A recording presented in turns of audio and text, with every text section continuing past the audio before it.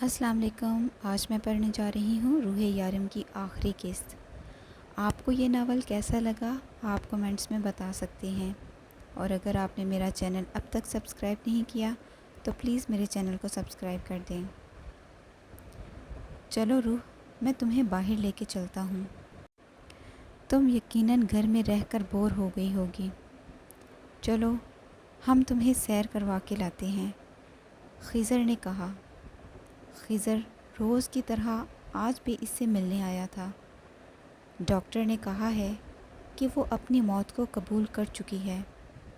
اب اگر وہ کوما سے باہر آئی تو مردہ حالت میں ہوگی، وہ کبھی بھی مر سکتی ہے۔ 2 ماہ گزر چکے تھے، روح کی حالت میں کوئی بہتری نہ آئی۔ یارم اس کا کسی بچی کی طرح خیال رکھتا، جبکہ روح کسی اور ہی دنیا میں تھی۔ اسے اپنے آس پاس کا احساس نہ ہوتا، یا شاید ہوتا، لیکن ڈاکٹر کے مطابق وہ اپنا سارا جسم چھوڑ چکی تھی۔ اس کا دل، دماغ، جسم کا کوئی حصہ نارملی کام نہیں کر رہا تھا۔ اسے مشینوں کے سہارے زندہ رکھا جا رہا تھا، اور ڈاکٹر کے مطابق اب یہ مشین اپنا فرض ادا کر چکی تھی۔ یارم گھر واپس آیا تو نرس جا چکی تھی۔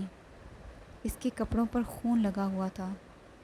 وہ دوسرے کمرے میں جانے لگا کہ دل میں ایک عجیب سے ڈر نے جنم لیا۔ وہ بھاگ کر اپنے کمرے میں آیا اور روح کو دیکھنے لگا۔ اس پر خوف طاری ہونے لگا۔ اس نے نرمی سے روح کے چہرے پر ہاتھ پھیرا۔ اسے کچھ عجیب لگا، پھر اسے مشین کی طرف دیکھا۔ وہ لائن جو روح کی چلتی ہوئی سانسوں کو ظاہر کرتی تھی، وہ بالکل سیدھی ہو چکی تھی۔ حقیقت قبول کرنا مشکل تھا، لیکن یارم کی روح اسے بہت دور جا چکی تھی، اتنی دور کہ واپسی کا سفر اب ممکن نہیں تھا۔ اس کی روح زندگی سے موت کا سفر طے کر چکی تھی۔ روح، تم اپنے یارم کے ساتھ ایسا نہیں کر سکتی۔ روح اٹھو پلیز، دیکھو نا، میں مر جاؤں گا۔ پلیز اٹھ جاؤ، میں کیسے رہوں گا تمہارے بغیر؟ تم جانتی ہو میں نہیں رہ سکتا، جانتی ہو نا تم۔ چلو شاباش، اٹھ جاؤ پلیز، ہاتھ جوڑتا ہوں میں تمہارے سامنے۔ دیکھو روح، میں ہاتھ جوڑتا ہوں، پلیز اٹھ جاؤ۔ وہ کسی دیوانے کی طرح بول رہا تھا۔ پلیز مجھے چھوڑ کے مت جاؤ روح، میں مر جاؤں گا تمہارے بغیر۔ میں نے کہا تھا نا تم سے، میں تمہارے بغیر نہیں رہ سکتا، اور کہا تھا نا، پھر کیوں جا رہی ہو؟ اٹھو ورنہ۔ یارم کہتے ہوئے اٹھا اور آگے پیچھے دیکھنے لگا۔ اس کی آنکھوں میں عجیب سی دیوانگی تھی۔ وہ کمرے کی ہر چیز کی طرف نظریں دوڑاتا، جو چیز ہاتھ آئی اسے توڑتا چلا گیا۔ اس کے سر پر جنون سوار تھا۔ کچھ ہی دیر میں صاف ستھرے کمرے کا نقشہ بدل چکا تھا، ہر چیز بکھر چکی تھی۔ صاف ستھرا کمرہ کچھ ہی دیر میں پھیلا ہوا تھا، لیکن روح کے وجود میں کسی قسم کی کوئی حرکت پیدا نہ ہوئی۔ وہ اس کے قریب آیا، اسے جھنجھوڑ کر رکھ دیا۔ بس بہت ہو گیا مذاق، اٹھو ورنہ میں تمہارے ساتھ بہت برا سلوک کروں گا۔ روح، میں بہت برے طریقے سے پیش آؤں گا، تم میرے غصے سے واقف ہو نا؟ جانتی ہو نا میں کیا کر سکتا ہوں؟ اٹھو، بہت ہو گیا۔ وہ اسے اپنے سینے میں بھینچے ہوئے بولے جا رہا تھا، جبکہ روح اس سے بے خبر بے جان پڑی تھی۔ کیا ہوا ہے خضر؟ اداس لگ رہے ہو؟ وہ ابھی کچھ دیر پہلے کام سے واپس آیا تھا۔ لیلا کب سے اس کی بے چینی کو نوٹ کر رہی تھی۔ لیلا، آج صبح سے ہی نہ جانے کیوں مجھے لگ رہا ہے کہ کچھ برا ہونے والا ہے۔ مجھے روح کے پاس جانا ہے، میں اسے ملنے جا رہا ہوں، کچھ دیر میں واپس آ جاؤں گا۔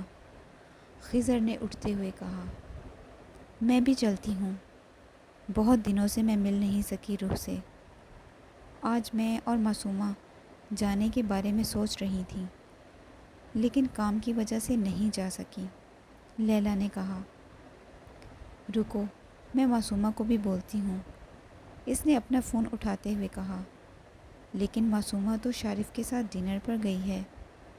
خضر نے کہا، ارے اب تو ڈنر کر چکے ہوں گے، تم جانتے ہو نا، اگر اسے نہیں بتایا تو پھر بعد میں بہت ہنگامہ کرے گی۔ لیلا نے فون کیا، سنو معصومہ، میں اور خضر روح سے ملنے جا رہے ہیں، اگر تم فری ہو تو شارف کے ساتھ وہیں آ جاؤ۔ لیلا نے اسے فون کر کے دروازے کی طرف دیکھا، جہاں اسے خضر باہر نکل چکا تھا۔ وہ لوگ گھر میں داخل ہوئے تو کچھ عجیب سا محسوس ہوا، عجیب سناٹا تھا، کچھ تو گڑبڑ ضرور تھی۔ یارم، شارف نے یارم کو پکارا، لیکن کوئی جواب نہ آیا۔ سامنے والا کمرہ یارم کا ہی تھا۔ معصومہ کو خاموشی سے عجیب سا خوف محسوس ہوا تو وہ شارف کے پیچھے ہو گئی۔ خضر بھی کافی گھبرایا ہوا تھا۔ اس خاموشی میں کچھ تو ایسا تھا جو انہیں بے چین کر رہا تھا۔ ان سب کو دیکھتے ہوئے لیلا نے ہمت کی اور کمرے کے اندر داخل ہوئی، لیکن سامنے کا منظر دیکھ کر اس کی ہمت بھی جواب دینے لگی۔ یارم بیڈ پر بیٹھا روح کے بے جان وجود کو اپنے سینے میں بھینچے ہوئے تھا۔ لیلا نے ایک نظر مشین کی طرف دیکھا اور سب کچھ سمجھ گئی۔ اس نے یارم کو حوصلہ دینا چاہا، لیکن ہمیشہ کی طرح آج وہ یارم کو یہ نہیں کہہ سکتی تھی کہ سب کچھ ٹھیک ہو جائے گا، کیونکہ سب کچھ خراب ہو چکا تھا۔ کبھی نہ ٹھیک ہونے کے لیے شارف کو لگا جیسے کوئی دیوانہ اپنے محبوب کا آخری دیدار کر رہا ہے، جبکہ معصومہ اپنی سسکیاں روک کے وہیں دروازے پر رک چکی تھی۔ خضر کو اب تک یقین نہ آیا کہ اس کی گڑیا جا چکی ہے ہمیشہ کے لیے، لیکن اس نے آج بھی ہمت نہیں ہاری۔ اسے ماموں ہونے کا نہیں بلکہ دوست ہونے کا فرض ادا کرنا تھا۔ اس نے آگے بڑھ کر یارم کے کندھے پر اپنا ہاتھ رکھا۔ یارم کو اس کے ارد گرد کوئی محسوس ہوا تو اس کی آنکھوں میں نہ جانے کب سے رکے آنسو بارش کے قطروں کی طرح بہہ نکلے، اور پھر یارم اپنی روح کو اپنے سینے میں بھینچے دھاڑیں مار مار کے رویا۔ ایک درندہ، ایک ڈیول، ایک شیطان، جسے ایک فرشتہ صفت لڑکی سے عشق ہو گیا، اور پھر یارم نے اپنی روح کو کھو دیا جسے اس کے لیے بنایا گیا تھا۔ یارم کو اس طرح سے روتا دیکھ کر کوئی بھی اپنے آپ پر کنٹرول نہ کر سکا۔ وہ کچھ محسوس نہیں کر رہا تھا۔ اگر اسے کچھ پتہ تھا تو بس اتنا کہ اس کی روح اسے چھوڑ کر جا چکی ہے، اس کا سب کچھ ختم ہو چکا ہے۔ اسے لگا جیسے وہ اپنی آخری سانس لے رہا ہے۔ اس کی روح کے ساتھ اس کی روح بھی پرواز کر گئی تھی۔ سب اسے دلاسا دے رہے تھے، لیکن وہ انہیں سن کہا رہا تھا۔ اسے اپنے کندھے پر حرکت محسوس ہوئی، پھر اس کے شرٹ کو کسی نے اپنی مٹھی میں بھینچا۔ یارم نے بے یقینی سے اپنی دائیں طرف دیکھا۔ خضر اس کے قریب بیٹھا رو رہا تھا، جبکہ لیلا بیڈ پر بیٹھی تھی۔ شارف کچھ فیصلے پر تھا اور معصومہ دروازے کے قریب کھڑی تھی۔ پھر اسے اپنے سینے پر ٹھنڈی سانسیں محسوس ہوئیں۔ یا یارم، سرگوشی نوا آواز میں اسے کسی نے پکارا تھا، لیکن اس نے اپنے سینے کی طرف دیکھنے کی بجائے مشین کی طرف دیکھا جس پر کوئی حرکت نہ تھی۔ اس نے اپنا وہم سمجھ کر جھٹلا دیا، پھر اسے اپنے دل کے ساتھ ایک اور دل دھڑکتا محسوس ہوا۔ اب مزید اس حرکت کو اگنور نہیں کر سکتا تھا۔ وہ حقیقت میں جینے والا آدمی تھا، حقیقت کو جھٹلا نہیں سکتا تھا، لیکن وہ اسے دیکھنے پر مجبور ہو گیا۔ روح، اس نے اسے اپنے سامنے کرتے ہوئے پکارا، جیسے یقین کر رہا ہو کہ وہ اسے چھوڑ کر نہیں گئی۔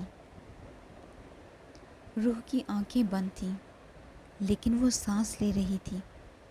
اس کے لب لرز رہے تھے۔ خضر نے بے یقینی سے دیکھا۔ یارم، روح تو زندہ ہے۔ اس کی بات سن کر شارف تیزی سے آگے بڑھا۔ یارم دیکھو، دیکھو روح، خضر نے خوشی سے چہکتے ہوئے کہا۔ لیکن یہ مشین اسے مانیٹر کیوں نہیں کر رہی؟ شارف کا دل چاہا مشین اٹھا کر باہر پھینک آئے، کیونکہ روح اس مشین کے ساتھ کنیکٹ ہی نہیں ہے۔ دیکھو، وائر زمین پر پڑی ہے، لیلا نے وائر کو دیکھتے ہوئے کہا۔ لیکن روح بغیر مشین کے زندہ کیسے ہے؟ مطلب روح کیسے مشین کے بغیر سانس لے رہی ہے؟ وہ مجھے پکار رہی تھی، میں نے روح کی آواز سنی۔ روح بتاؤ سب کو کہ تم نے مجھے پکارا، آنکھیں کھولو، شاباش پلیز آنکھیں کھولو۔ روح بتاؤ سب کو کہ تم نے مجھے پکارا تھا، بتاؤ سب کو۔ یارم اس کا چہرہ اپنے ہاتھوں میں لیے اس سے پوچھ رہا تھا، لیکن روح کے جسم میں کوئی حرکت پیدا نہیں ہوئی۔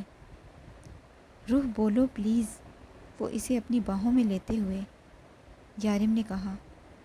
تو روح نے پھر سے ذرا سی آنکھیں کھولیں اور اس کے ہونٹ ذرا سے کھلے۔ شاید وہ مسکرانے کی کوشش کر رہی تھی۔ یارم کی سانس میں سانس واپس ایسے آئی جیسے وہ جی اٹھا ہو، اس کی زندگی پھر سے شروع ہو چکی ہو۔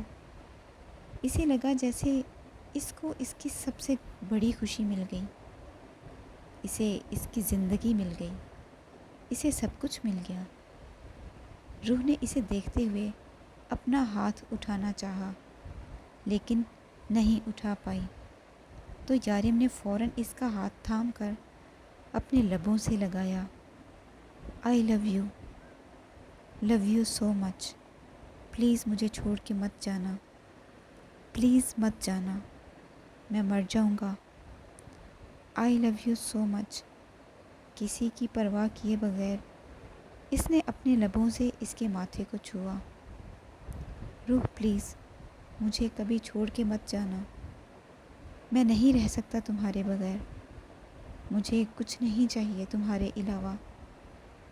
اسے اپنی محبت کا یقین دلاتے ہوئے بولا تو سب بے ساختہ مسکرائے۔ وہ ابھی کوما سے باہر آئی ہیں، انہیں نارمل ہونے میں وقت لگے گا۔ ان کی باڈی پارٹس سن ہو چکے ہیں، فی الحال ان کے لیے یہ سب کچھ بالکل نیا ہے، جیسے چھوٹے بچے کے لیے ہوتا ہے۔ جس طرح سے آہستہ آہستہ وہ سب کچھ سیکھتا ہے، روح کو واپس اب سب کچھ سیکھنا ہوگا۔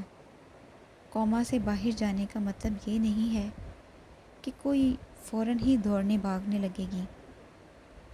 ان کے لیے سب کچھ بالکل نیا ہو چکا ہے، جس کے بعد انہیں ایک نئے طریقے سے نئی زندگی شروع کرنی ہوگی۔ ان کا جسم 2 ماہ سے بے جان تھا، نارمل ہونے میں، واپس آنے میں، اپنی روٹین میں آنے میں تھوڑا وقت تو لگے گا، لیکن بہت جلدی وہ بالکل ٹھیک ہو جائیں گی۔ وہ خطرے سے باہر ہیں، اور سب سے بڑی بات تو یہ ہے کہ وہ جینے کی امید چھوڑ چکی تھی۔ وہ اپنے آپ کو بے جان محسوس کر رہی تھی، لیکن وہ نہ صرف ہوش میں آئی ہیں بلکہ سب کچھ سمجھ رہی ہیں۔ آپ ان کا بہت سارا خیال رکھیں، انشاءاللہ وہ جلدی پہلے جیسی ہو جائیں گی۔ ڈاکٹر یارم کو سب کچھ سمجھا کر چلا گیا تو وہ روح کے پاس آیا۔ اسے اپنے قریب دیکھ کر وہ مسکرائی۔ ڈاکٹر نے کہا ہے کہ تم جلدی بالکل ٹھیک ہو جاؤ گی، پھر سے سب کچھ اچھا ہو جائے گا، بس تم جلدی سے ٹھیک ہو جاؤ گی نا؟ یارم نے محبت سے پوچھا تو روح ہلکے سے نفی میں سر ہلاتے ہوئے شرارت سے مسکرائی۔ ستا لو تم مجھے، لیکن جب تم ٹھیک ہو جاؤ گی نا تب میں بھی تمہیں بہت ستاؤں گا، یارم نے شرارت سے کہتے ہوئے اس کے گالوں پر اپنے لب رکھے تو روح نے گھور کر اسے دیکھا۔ ہاں ہاں جانتا ہوں کہ میں بالکل بھی اچھا نہیں ہوں، بس یہ میرے ڈمپلز بہت اچھے ہیں، یارم نے اس کی مخصوص لائن بولتے ہوئے کہا۔ اوہ سوری، میرے نہیں تمہارے ڈمپلز، بلکہ صرف ڈمپلز ہی کیوں، پورے کا پورا یارم کاظمی تمہارا ہے، یارم نے اس کے چہرے کو نظروں کے حصار میں لیتے ہوئے کہا۔ روح، تمہیں پتہ ہے میں نے ساری نمازیں پڑھی ہیں، تم بیمار تھی تو میں نے تمہاری جائے نماز پر بیٹھ کر لمبی لمبی دعائیں مانگی، اس سے جو کچھ مانگو وہ ضرور دیتا ہے، صرف تم نے مجھے نہیں، میں نے بھی تمہیں دعاؤں میں مانگا ہے، اور میں نے بھی لمبی لمبی دعائیں مانگی ہیں۔ اب اسپیشل چیز مانگنے میں وقت تو لگتا ہے نا، وہ کبھی روح کی بولی ہوئی باتیں دہرا رہا تھا۔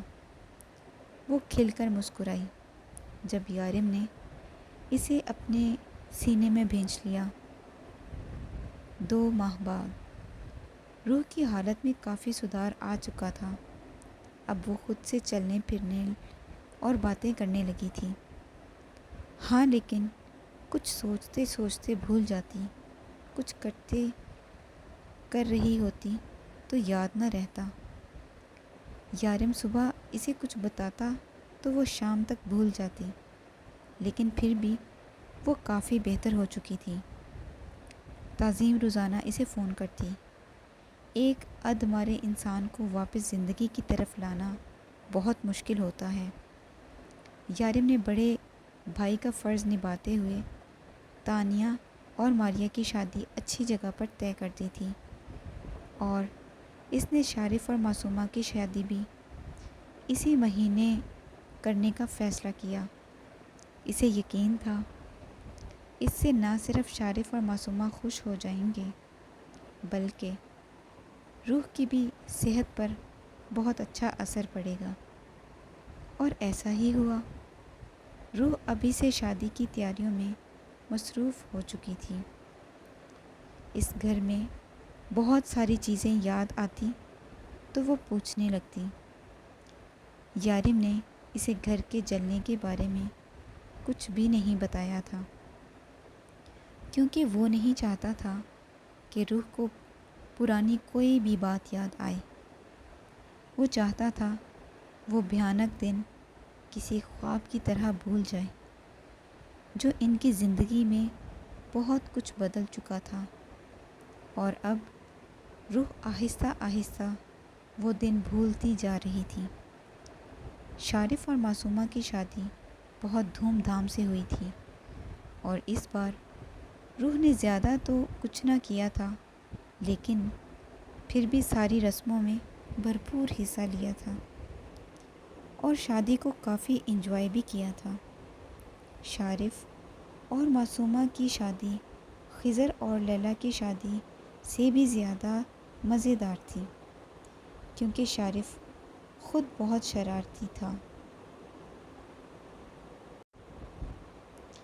لیلی کی طرح معصومہ کی رخصتی بھی یارم کے گھر سے دھوم دھام سے ہوئی تھی، اور شارف کو بھی یارم نے ایک فلیٹ گفٹ میں دیا تھا، جبکہ سارم کی طرف سے ان دونوں کے ہنی مون ٹکٹس بک تھے۔ زندگی کافی بدل چکی تھی۔ اب یارم بہت کم وہ کام کرنے لگا تھا جو کچھ اس کی زندگی میں ہو چکا تھا۔ اس کے بعد یارم نے اپنے دل پر پتھر رکھ لیا تھا اور یہ کام چھوڑنے کا فیصلہ کیا تھا۔ سچ تھا، وہ کچھ غلط نہیں کرتا تھا۔ وہ ان لوگوں کی جان لیتا تھا جنہیں جینے کا حق نہیں تھا، لیکن اس سب کی وجہ سے جو کچھ روح اور اس کے بچے کے ساتھ ہوا وہ بھی بھلایا نہیں جا سکتا تھا۔ روح بھی اس کے کام میں غیر دلچسپی محسوس کر رہی تھی، لیکن اس معاملے میں وہ کچھ نہیں بولی۔ شارف پریشانی سے ان کے گھر پہ آیا تھا۔ کیا ہوا شارف بھائی؟ آپ کچھ پریشان لگ رہے ہیں، روح نے پوچھا۔ کچھ نہیں، مجھے یارم سے ایک بہت ضروری کام ہے۔ وہ اسے بنا کچھ بتائے اندر کمرے میں چلا گیا۔ یارم، سارم نے بتایا ہے کہ کچھ لوگوں نے ایک 4 سال کی بیٹی کو زیادتی کا نشانہ بنا کر مار ڈالا، اور پھر وہ لوگ ہاتھ بھی نہیں لگ رہے۔ بہت بڑے لوگوں کے آدمی ہیں۔ سارم کا کہنا ہے کہ وہ اس معاملے میں بالکل بے بس ہے۔ شارف نے یارم کو بتایا تو اس کا خون کھولنے لگا، لیکن اس نے اپنے چہرے کو بے تاثر بنانے کی کوشش کی، جیسے اسے کوئی فرق ہی نہ پڑ رہا ہو۔ شارف، مجھے ان سب باتوں سے کوئی مطلب نہیں ہے۔ میں یہ سب کچھ چھوڑ دینا چاہتا ہوں۔ میں اپنی روح کی زندگی کو مزید مشکل میں نہیں ڈال سکتا۔ میں اپنی روح کی جان پر رسک نہیں لے سکتا۔ یارم، یہ تم کیا کہہ رہے ہو؟ تم ایسا کیسے کہہ سکتے ہو؟ ایک معصوم سی بچی کو ان لوگوں نے اپنی درندگی کا نشانہ بنا کر موت کے گھاٹ اتار دیا، اور تم اتنے خود غرض کیسے ہو سکتے ہو؟ کیا تم بھول گئے وہ کہ تم کون ہو؟ کیا تم بھول گئے وہ وعدہ جو تم نے بچپن میں کیا تھا؟ یارم، اس راہ پر چلتے ہوئے تم نے نہ جانے کتنی لڑکیوں کی عزت بچائی ہے، تو ایک 4 سال کی بچی کو انصاف نہیں دلاؤ گے؟ شارف نے اسے بے بسی سے سمجھانا چاہا۔ خضر نے شارف کو یہاں آنے سے پہلے ہی منع کیا تھا۔ خضر نے اسے بتایا تھا کہ یارم یہ سب کچھ چھوڑ دینا چاہتا ہے، لیکن شارف نہیں مانا۔ نہیں شارف، میں فیصلہ کر چکا ہوں، اب تم جاؤ یہاں سے، یارم نے بیٹھتے ہوئے کہا۔ جب روح کمرے میں داخل ہوئی، یارم نے ایک نظر اسے دیکھا اور پھر نظریں جھکا گیا، جبکہ وہ شارف کو اگنور کرتی تھی۔ آہستہ آہستہ اس کے قریب آئی اور اپنے ہاتھ میں پکڑا ٹوٹا ہوا کی چین اس کی طرف بڑھایا۔ یارم، اسے زندہ مت چھوڑیے گا، اس شخص کو جینے کا کوئی حق نہیں۔ اس نے اس معصوم بچی کو جتنی بھیانک موت دی ہے، اس سے زیادہ خطرناک موت آپ اسے دیں گے۔ جب تک وہ شخص مر نہیں جائے تب تک میں آپ کی شکل نہیں دیکھنا چاہوں گی۔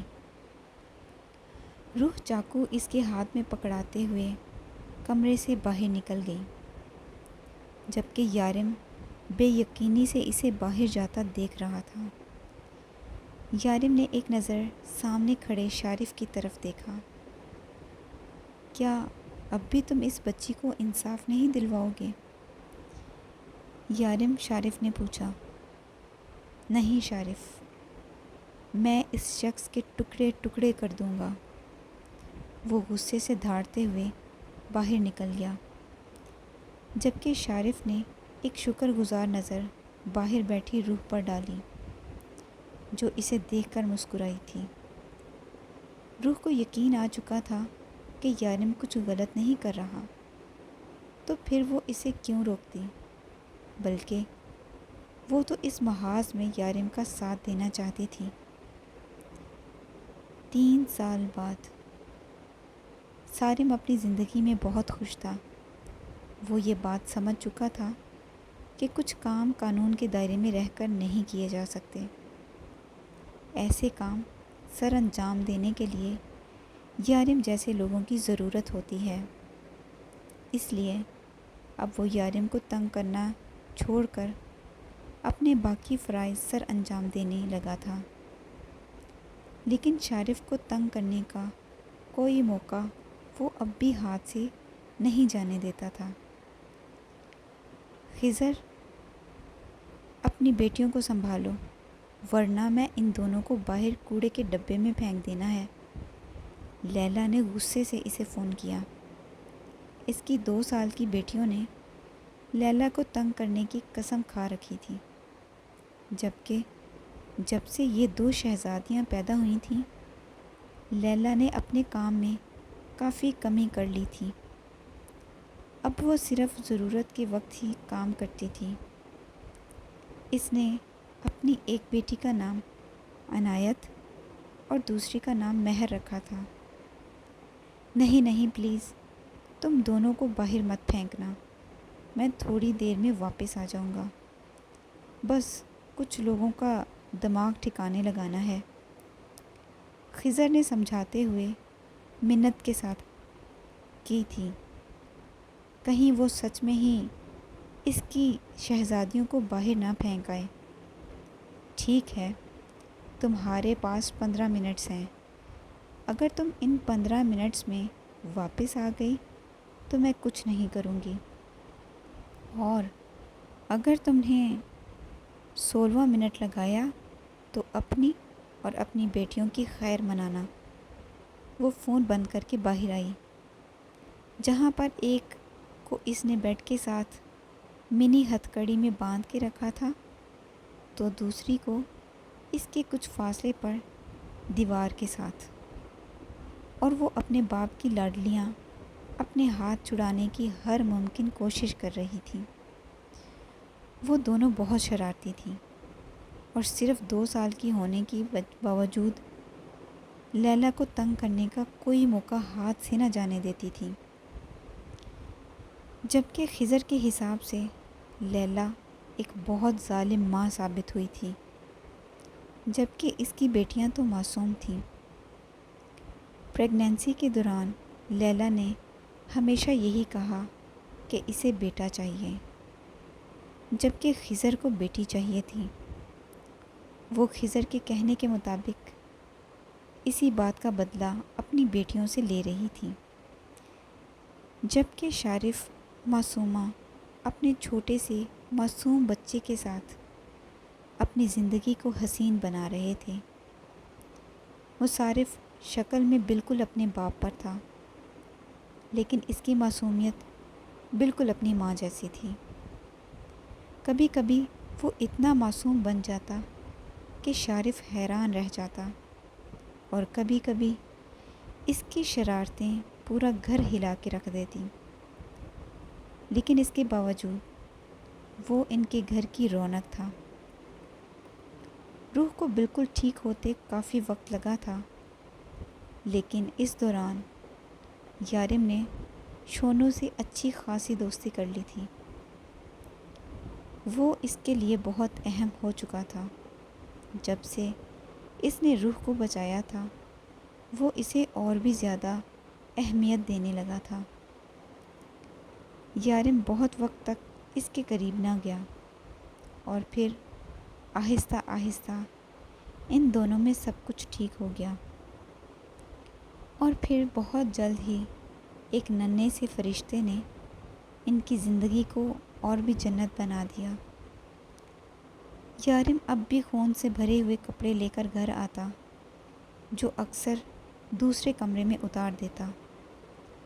روح سب کچھ سمجھنے کے باوجود اکثر اس سے کہتی کہ آپ فکر نہ کریں، میں یہ کپڑے صاف کر دوں گی، لیکن وہ کبھی بھی اس کی بات کو گوارا نہ کرتا۔ اس کی روح کسی کے گندے خون کو ہاتھ لگائے۔ اس نے اپنے گناہوں کی دنیا کو روح سے ابھی بھی بہت دور رکھا تھا۔